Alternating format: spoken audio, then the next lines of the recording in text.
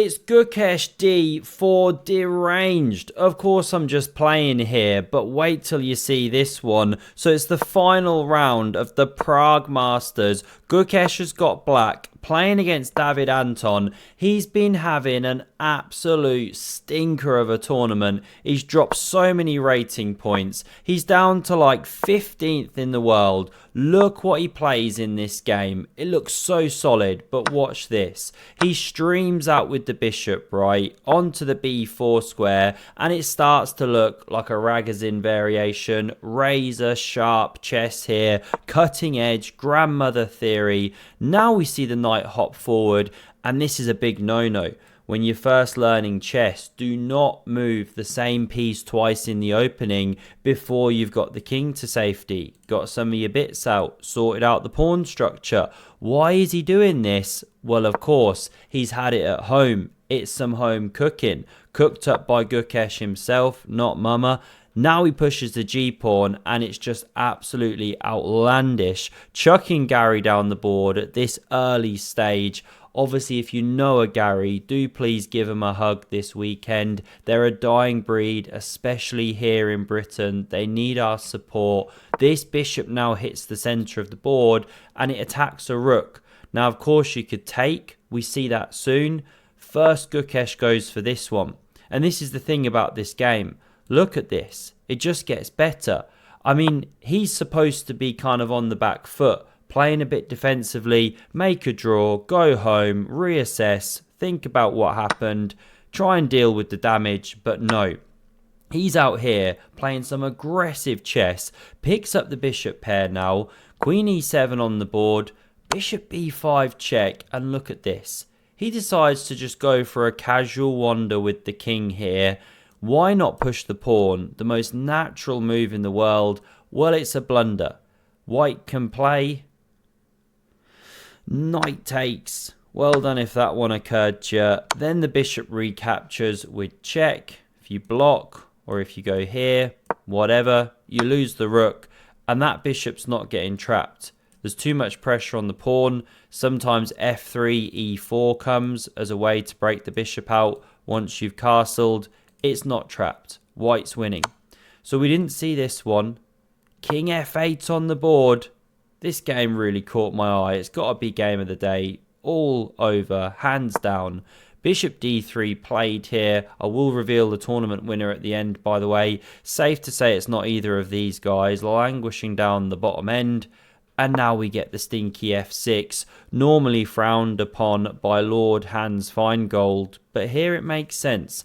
That is an absolute monster stallion. You do want to get rid of it. Doesn't yet move. We get bishop takes on e4. Spicing the game up. Pawn takes. Now this knight really does have to get out of dodge. So it disappears. A seahorse is spawned. Also a nay stack on the board. We love to see it. Bishop e6 hits a piece. So it's saved. And although you've gone on quite a few moves here, white's sitting quite pretty. You're about to pick up a central pawn, unless black does this, which Gukesh does. But with great space comes great responsibility, as we well know. And this is the black player's challenge in this position. It's a drafty king over there. White's doing well with the structure and the safer king. Now we see pawn a3. And you should really be taken off that knight. Again, Gukesh plays the most ambitious move in the position. He drops back with the bishop. Excuse me. And it allows white to play pawn b4 not played, or an immediate d5. But the themes are quite similar. The pawns start rolling here. Black's on the back foot. And look at the pawn structure. When it's this closed, only one half open file, knights tend to do very well. Bishops thrive on open boards, not closed positions like this. White's in the driver's seat, but it's a complex battle. A lot of chess to go. Not played. We get pawn f3. Now, I mention this as a key moment because David shows why he's kind of mid to late 2600s. Yes, a phenomenal player. Yes, he'd kick my butt. Maybe most people watching this video, right? but he's not at the elite level. Look at this. He allows Gukesh to walk the king to the corner. Sure, his knights now look good, but all that manoeuvring took a bit of time. Meanwhile, Gukesh got his king safe. He backs up the bishops. He gets the rooks into the game. Now the pawns are rolling. Sure, the white centre looks impressive, but actually, those are hanging pawns, not supported from the base. They're a little bit susceptible to attack, and it means the knight outposts aren't fully rock stable and steady. Would you ever guess that I don't have a clue what I'm talking about, but it sounds like I do. No, I'm not too bad at chess, but we've all got a long way to go, right? We're all on our own journeys. This one's pressured now, so that's why the Queen X-Ray defends it here. Sure, you could capture, double the pawns, but you give up those bishops. You know, the strong players, they want to keep these long-term weapons, especially Gukesh clearly is trying to win the game, not just settle for a draw. So he comes onto this long diagonal. G4 ideas very much in the air. Rook A2 played, steps away from an X-ray, looks to swing, nice idea. And now G4 feels really, really natural in keeping with the plan. But Gukesh completely changes gears, plays Rook D8, and starts putting some pressure on this pawn here. So we get Knight C to D3, good move, bolsters this one in many lines. Now we see Rook lifting into the game. We know Gukesh loves a Rook lift, by the way. Here's footage of him practicing back home. Excellent biceps for such a young man. Now we see this Rook hit the C file and Bishop B6. So he's trying to make up his mind. Am I attacking the king? Am I going for the centre? Either way, he's sitting a little better. The seahorse is spawned naturally. Bishop back to D8. Rook D2. Now we see this bishop bounce into F6. Is this good? Clever manoeuvring? Is it just weird? I really don't know. Bar's staying about level. No one can make up their mind. I still like the knights, but these pawns are a liability. Bishop E7 now on the board. I mean, Gukesh is playing with fire here. You know, one wrong step. It's the kind of position can easily swing about 3 pawns worth in just a second. The king's exposed. Pawn B6 is played. Kicks back this one. Creates another weakness. Another pawn push. Magnus is shaking his head. The bishop now activates down here. And just like that, Gukesh now stands marginally worse. He's lost his way. Rook FD1's a great move. White's doing well here.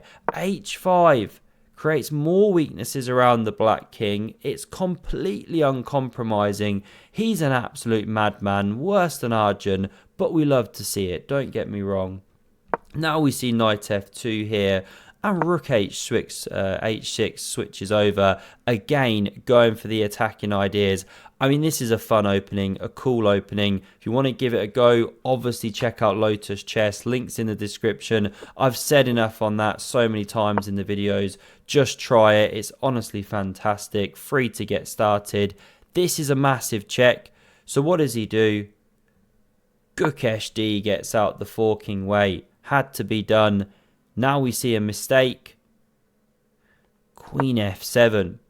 Not actually best to take the queens off.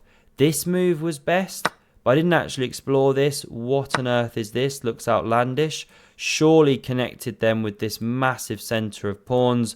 Okay, no, it's simpler than that. You win your piece back. Fine. That's actually very findable at this level, to be fair. Not played. This was the game. Queens go into the blender. Rook's attacked. Swinging over now. Knight has to save itself. Rook over to E6 here. Stopping the push, of course. Or the knight drops. This is the big thing, of course. If the pawns can get rolling, white would be doing well. If black can get rolling, the knights could be struggling. It's a tense battle. Nothing drawish about this game. And now Gukesh goes for one of the most direct tactical shots here. Pawn C5, and it's a very common tactical motif. If the pawn goes, the knight's loose. Yes, you can go with this one, but pawn takes. This isn't working, or bishop takes. Still issues here. This wasn't played. In the game, we saw knight F3. Mistake. And this is what happens as the clock gets lower. Apparently knight d7 was better. Okay, looks really scary to put your knight out on a limb. This is the game, and this was the follow-up move from Gukesh. Great shot here. Suddenly, it's Prawn-ageddon over here. They are rolling down the board. Space Invaders on the way. This was the wrong move. d5 is the counterplay shot, apparently. Let's stick with the game. Now we saw this move. The rook swings to the h-file, and because the knight's attacked, you just haven't got that time to take here or push. So we see this, but it allows pawn g3, and now Gukesh is making some serious progress. The knight hits h3, takes on b4 is the only move to keep a significant advantage. In the game we see takes back. If you take on f4 here, which looks amazing, you know, get the knight out the box, they're springing all over the place, pawns rolling. Well, the problem is the dark squares. No dark squared bishop for white. You can check here with a great game. Bear in mind the king can't move, so you have to start interposing stuff or giving an exchange. Or bishop g5 is very powerful. You're basically losing a piece. You can't do this because this. If this, then this. If this, then this. You know, various lines along the same theme. So you just can't touch it. So takes was played. Bishop takes, hits a rook. Again, you can't play the natural move. Try and pick up a tempo. There's bishop a3. There's check. And then bishop d4. Too many dark squared problems. So this was played in the game. Hitting this one. Check anyway. And really, you have to be playing the move. Rook takes on c5. Still completely losing, but it mixes it up, of course. There is no doubt Magnus would be playing that in, honestly, half a second, like not even a moment's thought. Classical, blitz, rapid, you name a time control. He'd know he was lost, but you go for it. With this line, you're just in the box of death. Don't know if that's a thing, but it is now. The coffin's about to shut. Bishop c8 hits this knight here. And you could take it in a minute, or you can even start undermining it. This is what happened in the game. Check. Just make sure you deal with this now in the right way. What would you play here? King h8 or rook g7? If you'd play king h8, well, look, just please leave us an apology. Go and have a word with your chess coach. You really need to take a good, long, hard look at yourself in the mirror. It's just not good enough, I'm afraid. This would be a check, and suddenly white's not just back in it, but winning. So you have to block with the rook. Takes. Black's completely winning again. Fear not. The knight drops back and hits the bishop. But okay, it's too little too late now. You're just in such a bind here. You could take and crash through immediately, or play this. Pawn f3, of course, once again going for the undermine stuff, and you just can't move the knight. Fun fact, the word undermine comes from the olden days, or even modern days, when you'd literally mine under the wall to try and collapse it, right? Think Constantinople or some like mammoth thick wall or something. There you go, fun fact for the day. Pawn takes on c5. Takes here. I mean, what else to do, right? It's like, what are you doing? You're given a piece, but there's nothing to be done. You can't avoid it. The knight was dropping anyway. You know, if you'd allowed takes and king takes, still the bishop could have taken. Anyway, king's in a mating net. So this is why David runs away. Also steps off the check line. Now we see this rook swing over, and you can't take the pawn. You get mated. You can chuck a rook, but it only delays the inevitable. So we didn't see takes, of course. Rook d1, desperate for the push. But now after rook a4, resigns from David Anton. Because if you play the natural d6, this one rudely interrupts and you have to do something. You know, takes is the obvious. Try and run the pawn, but bishop takes simply. Yes, the king can get out the box, but you're getting trousered here. Too many legs to deal with. That's the end of the game right here. Who won the tournament? Nodebek won the tournament. I mean, the guy's doing incredible. He won the tournament in London end of last year. Did he win Tata Steel? I can't remember. I had all the stuff going on in my personal life. Missed the end of that tournament. But he's been doing incredibly well. Such a shame he's not at the candidates, I don't think. Am I right in saying that? You know, what a player he is. Vincent Keimer as well, missing from the candidates. So, yeah, some top guns not going to be there. Anyway, really fun tournament, this one. Hope you enjoyed it, and have a look at the video on screen in case you missed the David Navarra game. I mean, honestly, game of the month, hands down. 6 brilliant moves in one game. Oh, and check out Lotus Chess. It's fantastic. Thanks a lot for watching, and see you soon. Cheers.